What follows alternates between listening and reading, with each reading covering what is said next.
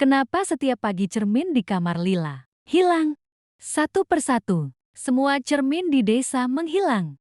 Lila penasaran, siapa yang mencuri semua pantulan itu?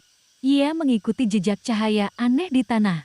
Dan di tengah hutan, Lila menemukannya.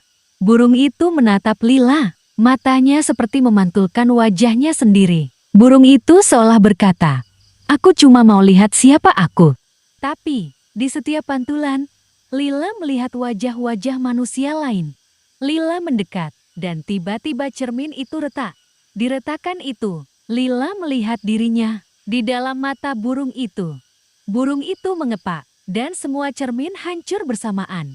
Sejak hari itu, tak ada lagi cermin di desa. Tapi kadang, anak-anak bersumpah melihat diri mereka di mata seekor burung biru.